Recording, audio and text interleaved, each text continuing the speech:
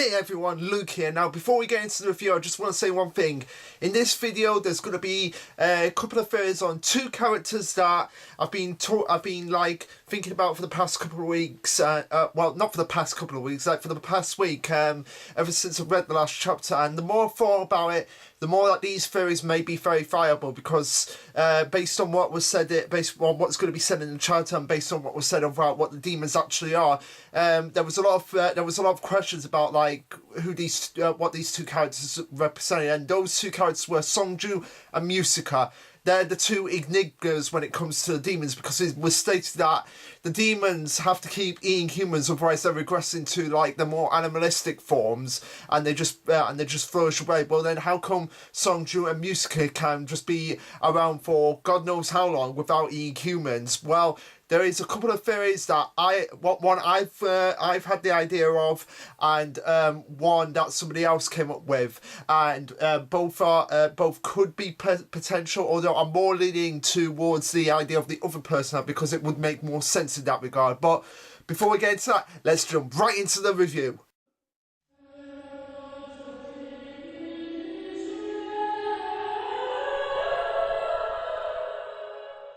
Alright, so this will be chapter 123.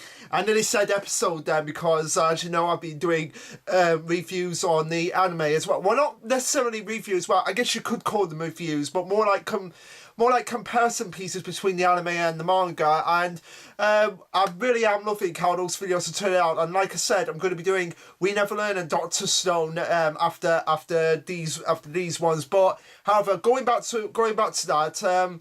I understand that I think episode 11 or 12 might be out around the same week that I'm doing my show, like my big theatre show that I'm doing at the moment. So that one probably won't come out the same week, and I apologise for that, but I'm just getting that out of the way. I just want to, on that particular week, I want to focus on the show itself because I'm just going to be exhausted at the end of it, and anybody who's been in a theatre show can testify to that. Like, once you get to that week when you're doing like the dress rehearsal, stage rehearsal, and then the actual shows itself, it's very nerve-wracking and it's very exhausting. Even if my part's not very big, which it isn't. Like, I'm only in 4 out of the 21 sketches, but combine that with the fact that I'm also directing, and I'm also thinking about actually putting forward a show that I've actually written for what they want, for potentially what we want to do in the future.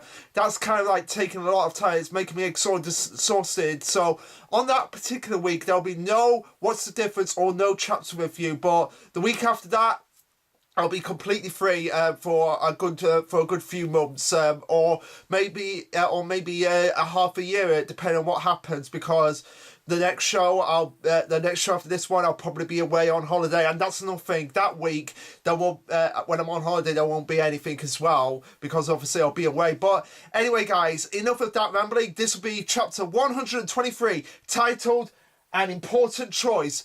Obviously a reference to the fact that Emma is obviously in a difficult position at the moment because of the fact that she doesn't want to kill the demons, but at the same time she doesn't want the demons harming her family. And we start off this chapter with the cover page. I believe it's the actual, no, it's not the actual cover page of Shonen Jump.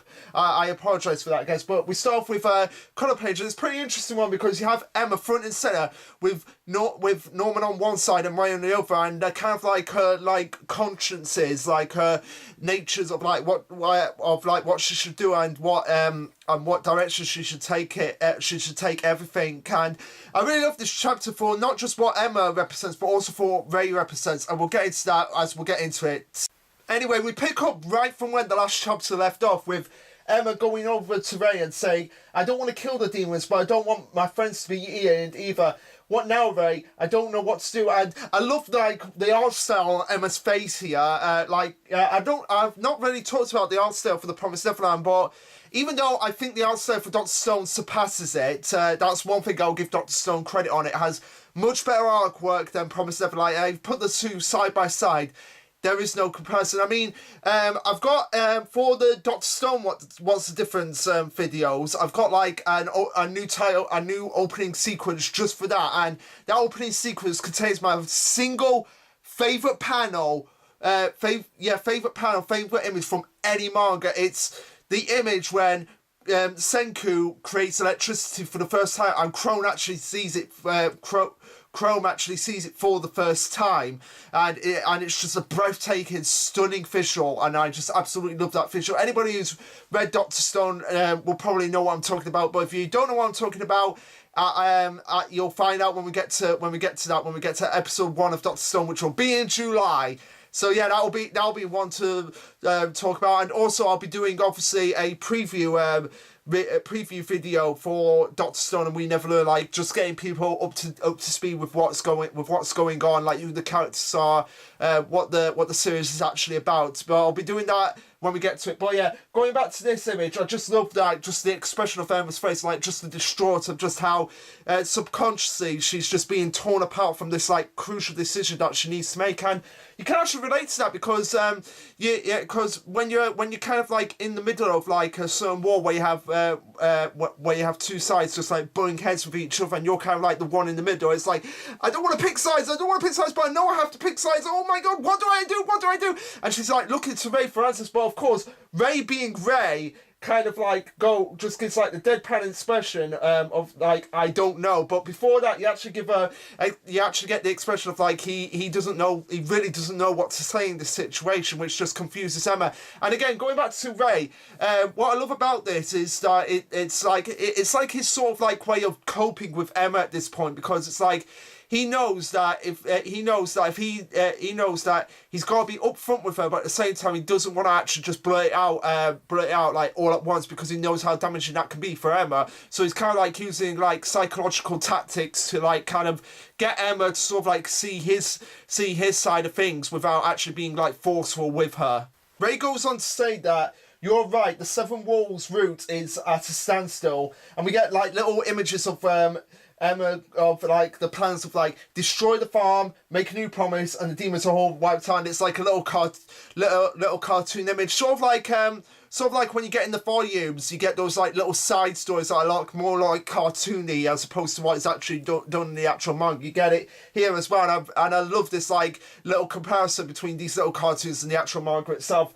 But anyway, continuing on, he goes on to say that. But even if we were to run away to human world, they might pursue us or cause a war. It possesses a higher risk, and we get like another image of like the demons like, come back here, and then we have the retired client saying, and then we have the Peter retired like jumping out of the like a demon, sort of like what Emma did at the beginning of the series, where she's like, I'm gonna eat you. It's sort of like that, and they're going run, and Ray goes on to say more people will die. And again, that is something I've always brought up in regards to this, the fact that even if they try to get into human world, there's no guarantee that they will be accepted, and it'll probably be even worse for them in that regard, because they'll probably be seen as like aliens to the human world, because they'll be probably seen as like, oh, you grew up in farms that are being bred for the demons. Oh, we don't want to get in trouble with demons, so we're sending them right back to you. It's sort of like when people escape from like those countries that are like just like have an ironclad tip on their citizens, and it's like they don't know if they're going to be accepted or not. It's sort of like in this regard where, even if they did escape to the human world, there's no guarantee that they will actually 100% be safe. And I've been saying that for ages, and it's nice that Ray actually brought this up and acknowledged it, because it's still going to be a problem, and it's always going to be a problem because there's always going to be enemies around that are looking to try and kill you.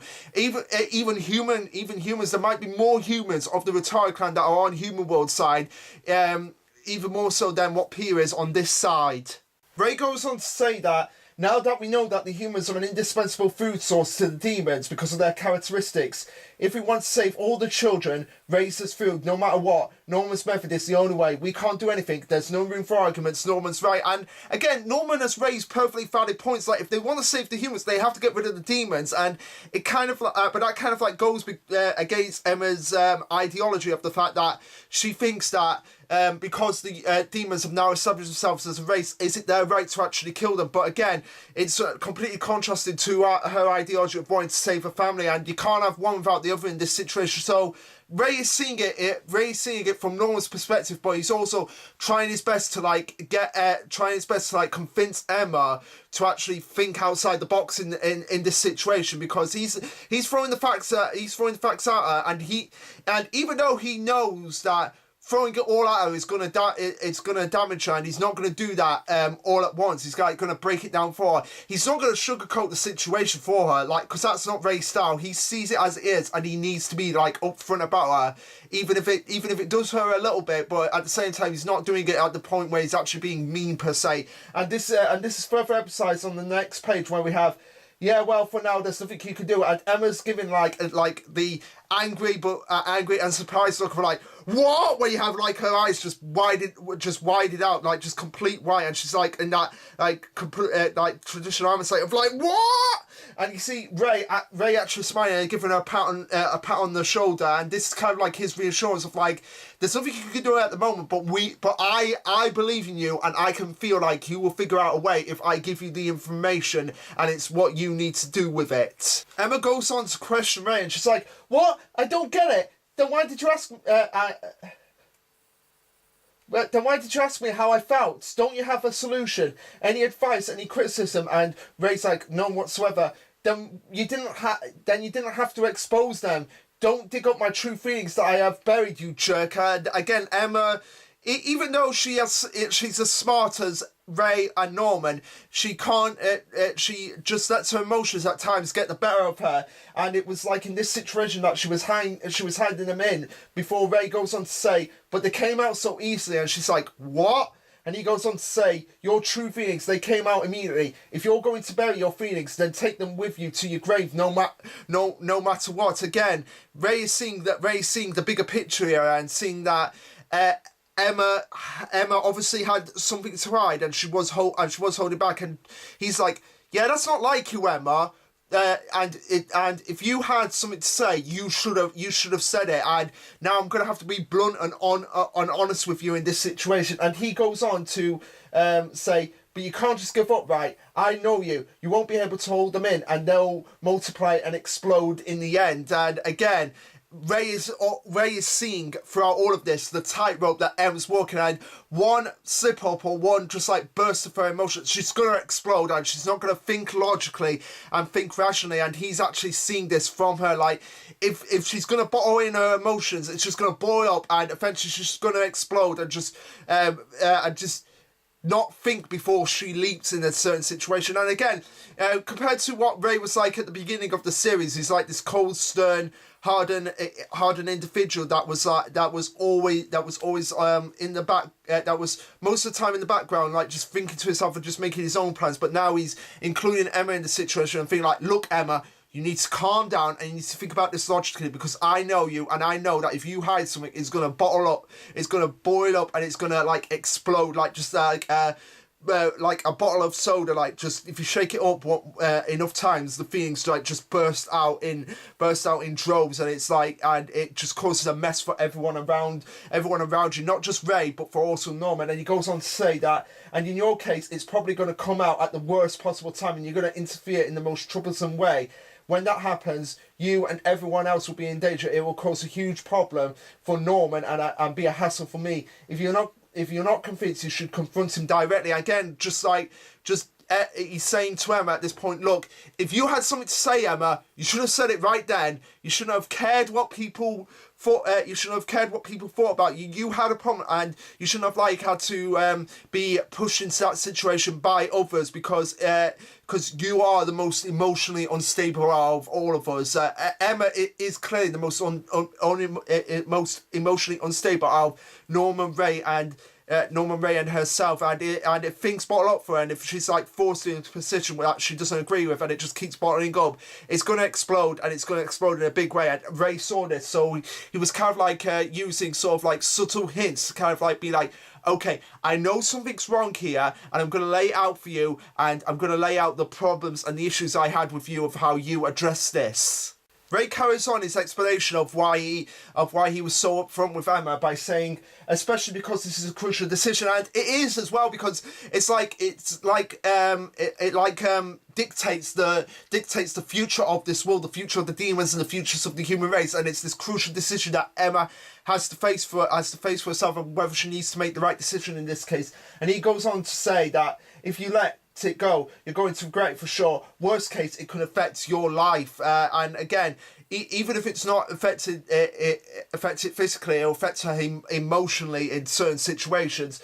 And Emma thinks about this, and she just says Ray in her mind, and she's kind of like clicking at this point, thinking like, okay, I see where Ray's coming from here. I can't just be hiding my emotions and just bottling them up, because they're just gonna explode, and I'm not gonna think logically, and I'm gonna do something that I will regret personally further down the line. Maybe not in 10 years or 15 years, but like in 20, 30, 40, 50 years, when everything is all said and done, and she's just like thinking back on like, oh my god, why did I make that decision?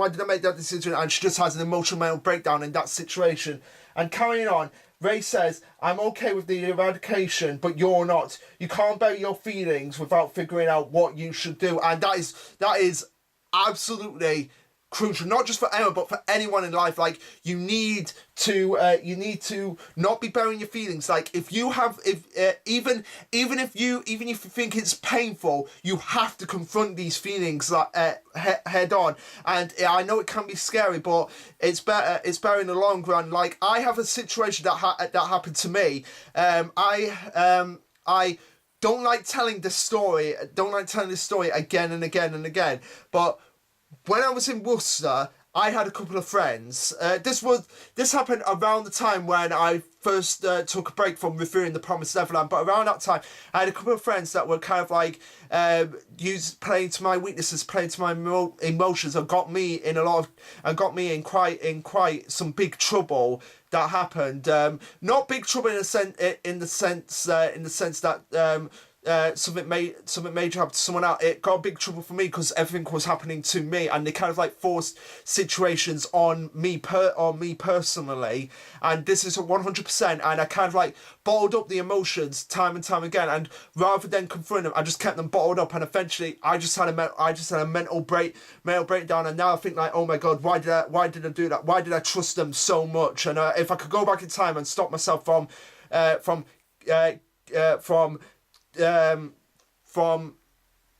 being with them at that moment in time, I would have done.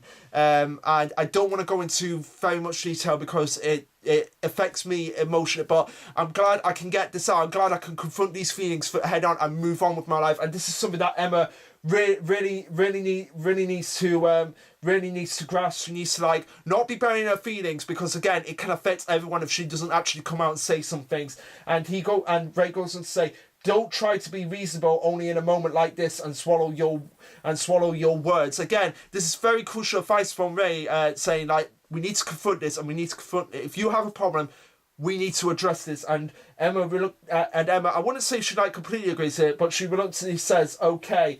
And Ray goes on to say, so think again, Emma, what do you want to do from the beginning? And he's kind of like saying this like, okay, now that we've addressed your issues with the situation, what do you want to do with it? Are we gonna go your way or Norman's way? What's the best solution to come up with this?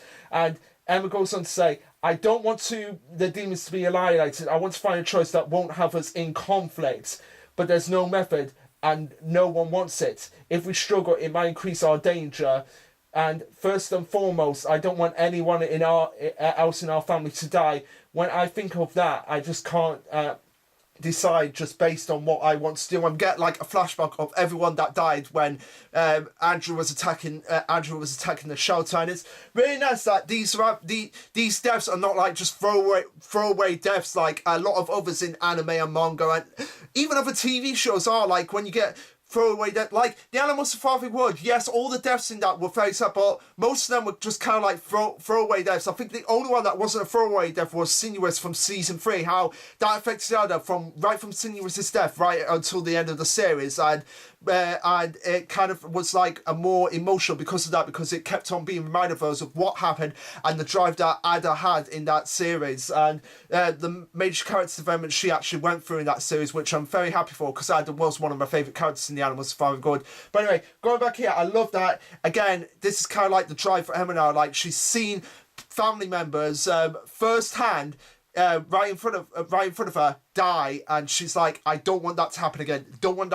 And she's constantly being reminded of that situation. But at the same time, she wants to find a method that won't have them come directly in conflict with the demons, or cause them any harm, and that she has to find another solution in this regard. And she goes on to say, so apart from what I want to do, I don't know what the best thing to do is. And again, there is, at this moment, there is no best thing. You have so many conflicting emotions and so many conflicting ideologies that are perfectly viable, but they cross paths with each other, and you want to find something that's suitable and happy for everyone. Ray goes on to say, then let's go and take this and go to talk to Norman. And Emma's like, what, Norman? But I'm still wavering. And he's like, it's because you're wavering. And emphasis on the because here, because it's in like bold capital letters to show how much of a serious situation this is in at the moment.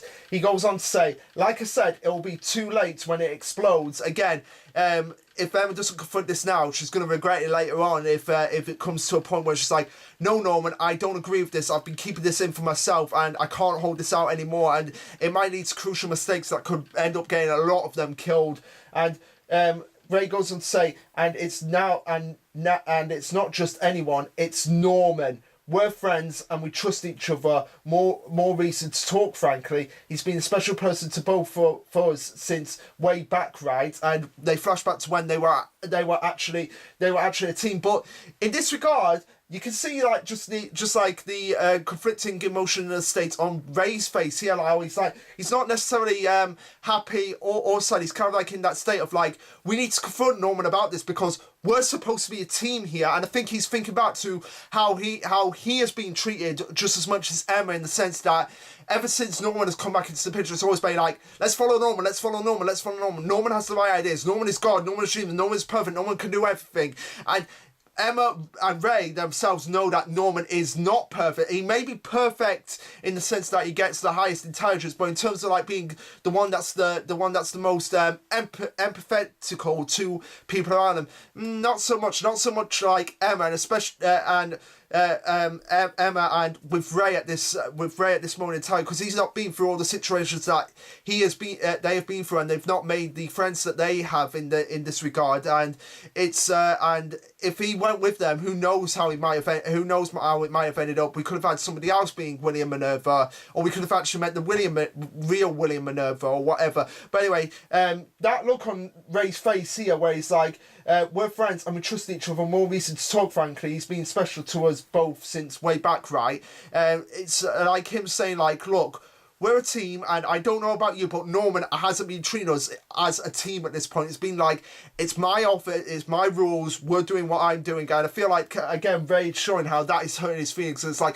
no, we need to talk to Norman about these issues as well. And I don't care what he says. Like, we have a voice here, and we need to actually address this situation as well, because we don't. I maybe agree with it, but I know that you don't think that it's right, and we need to actually talk about this head on with Norman. So as Emma agrees to Ray's suggestions, he goes on to say, and we won't get anything if we discuss this between us, but we'll understand more if we talk to Norman. And Emma's like what? First, a specific strategy. Depending on that, the possibility of causing a war might not be zero. We should confirm that. And Emma goes, true. And again, that is true. Like, you need to discuss all these various strategies of what you need to do if you want to survive in this world.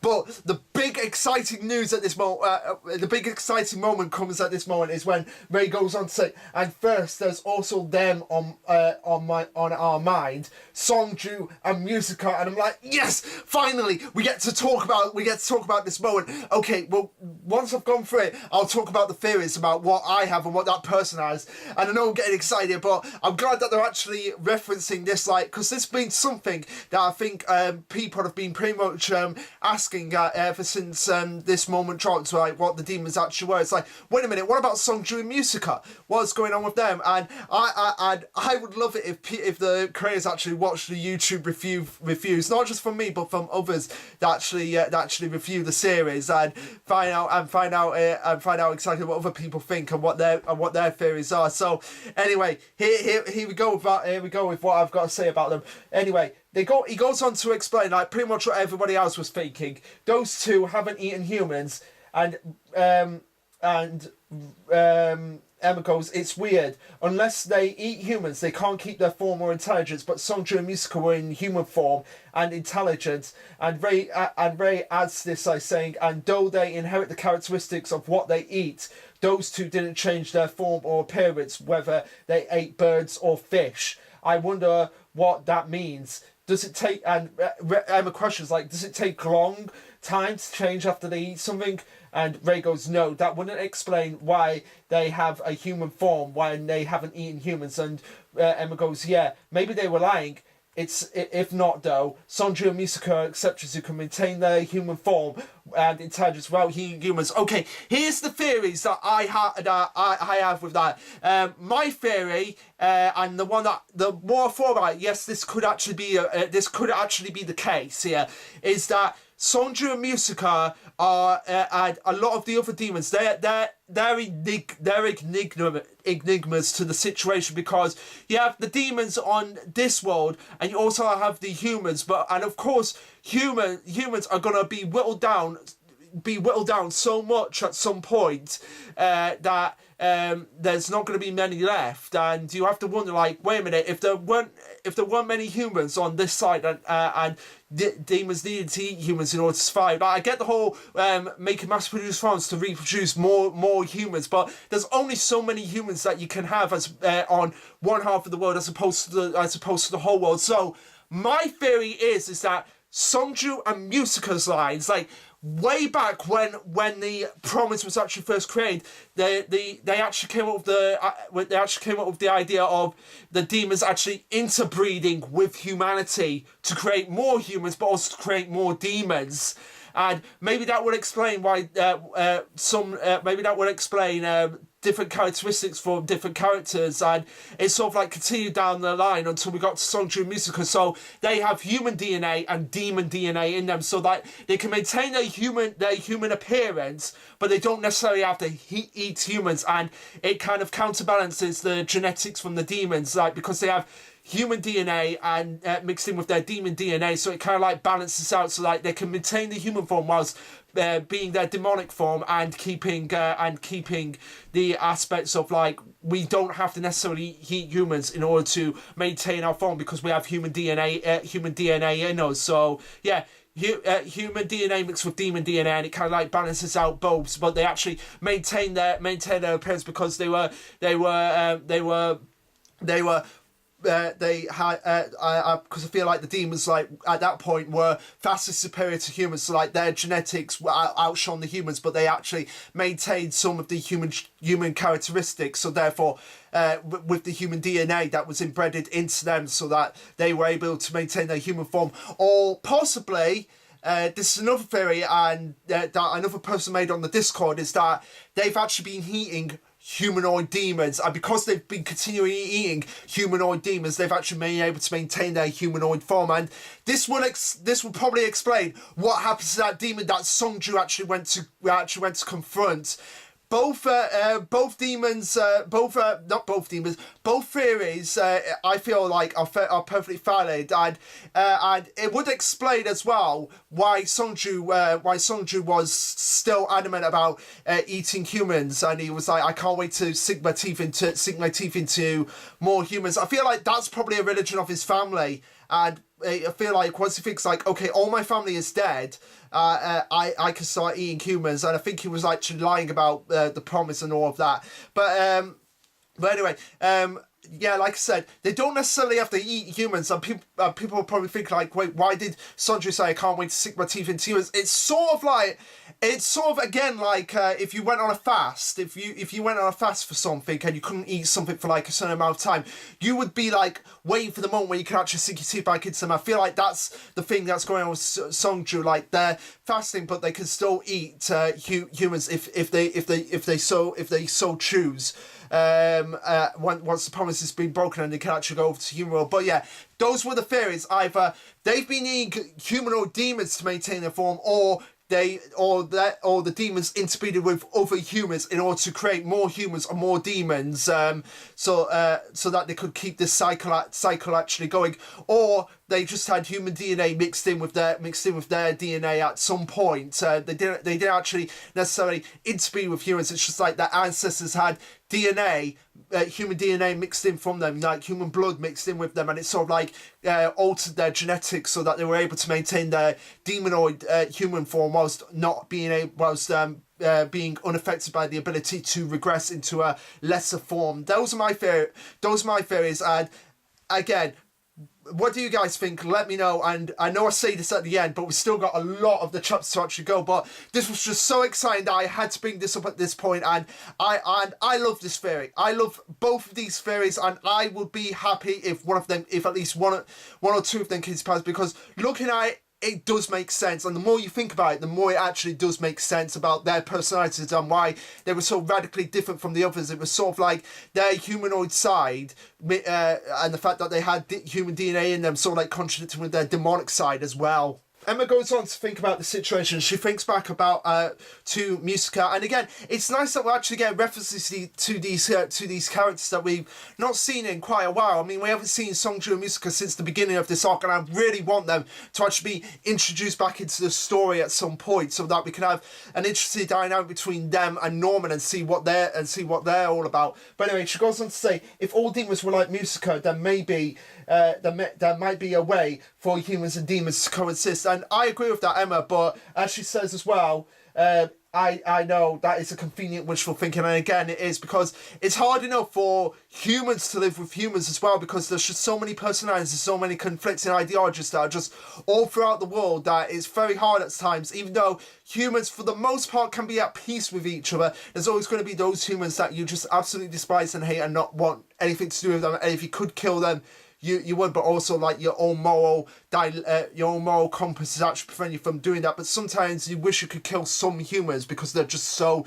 despicable and evil in the world. But and again, it makes it difficult for humans to coexist, let alone with another intelligent race that's vastly superior to you in every way, shape and form. Emma goes on to ask Ray if he thinks Norman knows about demons like Songju and Musika, and Ray goes like he doesn't know. And he wonders, but if he doesn't know, that would be bad, and they need to tell him immediately. And I agree, and the reason why Ray perfectly explains why in the next page. He goes on to say, if the assumption is true and Musika and Songju are exceptions who can retain their traits, we have to find out how many of those exceptions exist. If there are lots and those demons want to eat humans, and Emma comes to like the realization like, oh, even if we destroy the farms, they won't degenerate, they'll still be a threat to humans. Norman's plan will fall apart from the beginning. On the other hand, if Norman knows about them, we might be able to ask why such exceptions exist. And I feel like Norman probably does know about them, but he's choosing to remain quiet about them, or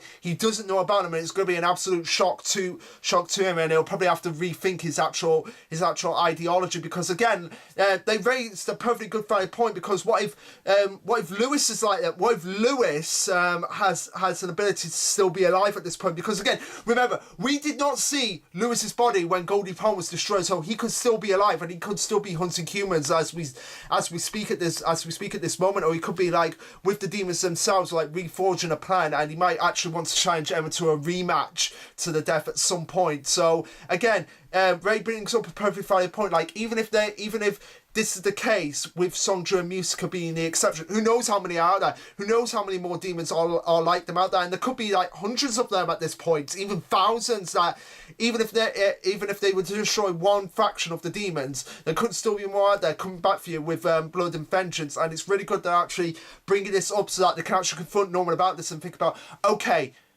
even if you know about this, Norman, why they like this, and even if no one does know about this, it's still gonna make his plan void, because there'll still be demons out there that cannot degenerate just by simply regressing and not eating humans. Because even if he knows or doesn't know, that's still not going to change the fact that is still going to be a thing that they're going to have to overcome. Ray goes on to say that depending on the circumstances, we might get a clue, and there might be a way for demons and humans to coexist. Now, I feel like this is actually the route they're actually going to take it down. Like, they're going to get rid of all the demons that do actually degenerate, and they're going to like come to a compromise with the other demons that can coexist with humans without actually necessarily eating humans. And I feel like there's going to be a compromise there. Like at the end of the series, after everything is all said and done, if Sonju and Musika are like that, like they can retain their humanoid form without degenerating because of their human DNA,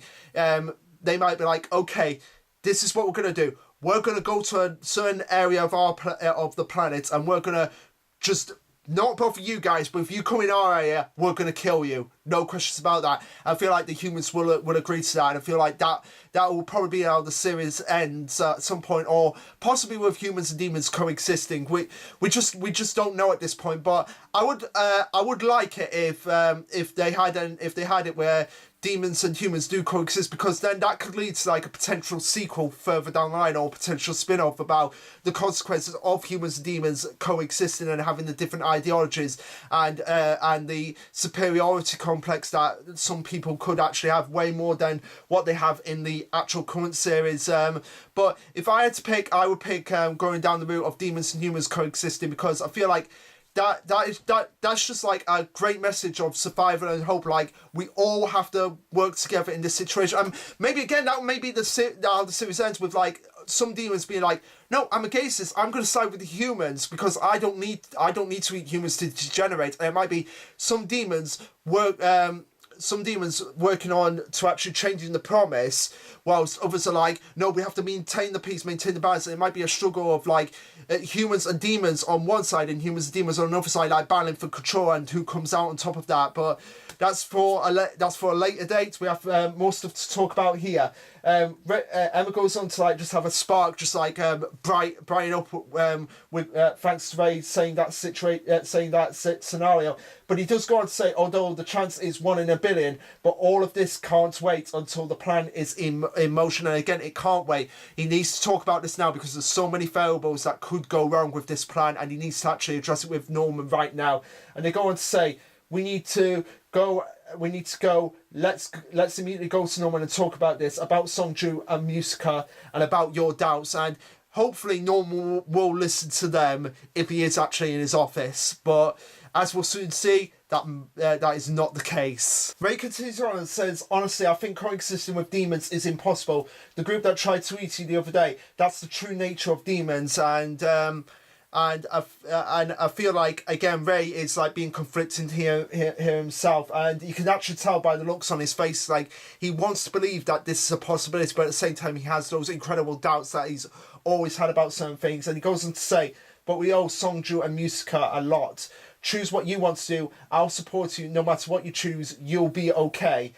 You're good at doing things even if they're impossible. Let's create a future we won't regret. And Emma's like, okay, so like Ray's sort of like given like his support for Emma, even though he doesn't necessarily agree with it all the way completely. He's going to support Emma however he can, because he knows how much this means to Emma and how much they've actually been through and how much sacrifice they've actually seen on their end. He knows that, okay, this is not right all the way, what Norman is doing. You're not in the right, Emma, as well, but at the same time Norman is clearly not in the right here, and it's clear that he has more agendas going on here, and I feel like I need to support you because I've been with you longer, we've been through this journey together, and now it's up to you. You need to create this future. Hugo and Lucas entrusted the future to us, so we have to create, and we have to make the right choice. And whatever happens, even though I may not agree with you 100%, I will still support you and do whatever I can in my power to make your dream a reality, Emma. So it's kind of like established, like Ray is in it. Ray is in a corner. Like he fully supports her, even though he may have his doubts as well. He's still going to support her however he can. And again, this contrast to the beginning of the series where he was like where he was like, it was only supporting a certain plan of Emma's, and it was like, no, we can't bring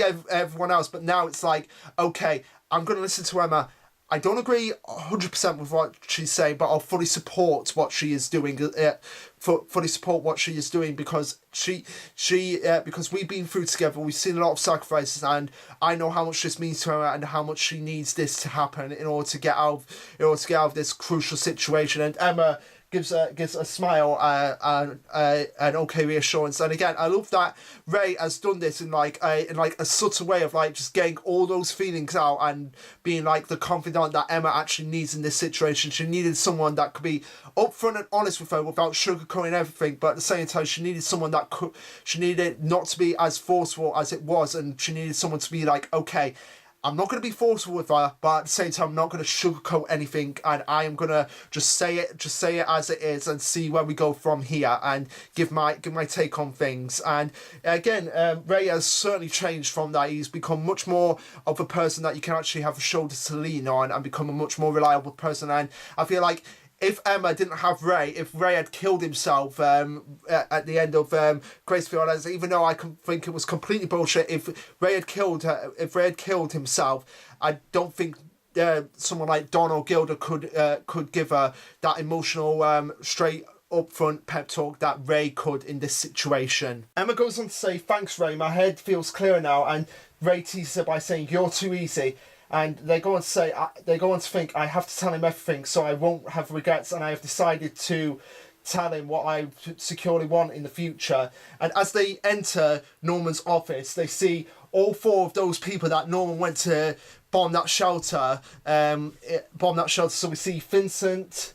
Well, actually, no, we don't see Sansi, the guy with the sword. So we just see Vincent and the other two, the one that looks like Gillian and the one with the dungarees, and the one that looks like Gillian is like holding this like big slab of meat. Now, somebody actually brought up that might actually be demon meat, and if that's the case, that would not only be horrific, but it would make sense for her character, because if you remember when she was first introduced, she was like, "Can I eat them? Can I eat them?"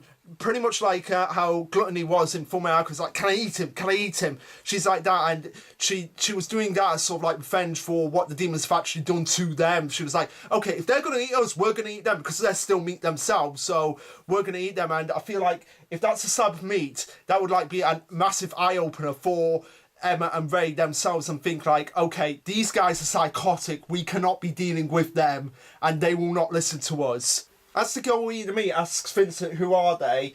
Emma goes, "Oh, I'm Emma. We came from the B0632 shelter." And Ray goes, "Nice to meet you. I'm Ray." But he has like obviously like the look of I don't trust these guys on his face. And Vincent goes on to say, "They're escapees who joined us yesterday from Grace Shield," and they're like, "Field." And I just love that, like, Grace Shield, Field. I just love that, like, a little bit of comedy there from her. And she's like, "Want some?" And you can just see, like, the look of, like, that meat is too big to be a human. Yeah, that meat is too big to be a human and too big to, like, be any animal. So I'm going to say, dollars to donuts, that is a demon. And they're like, no, actually, we're good, because they can see, like, just how crazy she actually looks. She's giving like the crazy eyed, like, no, we're actually good. And Emma goes to say, where's the boss? We want to talk to him. And the dungarees guy goes on to say, "Boss is out right now. He had an urgent errand." And Emma's like, "Oh, then we'll come back. And they're like, "Wait a minute, stay here and have some tea with us. We're pretty interested in you two pampered children from Gracefield." And that's where the chapter ends, with them like sitting down, and Ray's like kind of indifferent to it, but Emma's like, I don't know what to do here. So yeah, obviously really good chapter here. We got a lot of exposition of like what the demons could potentially actually being.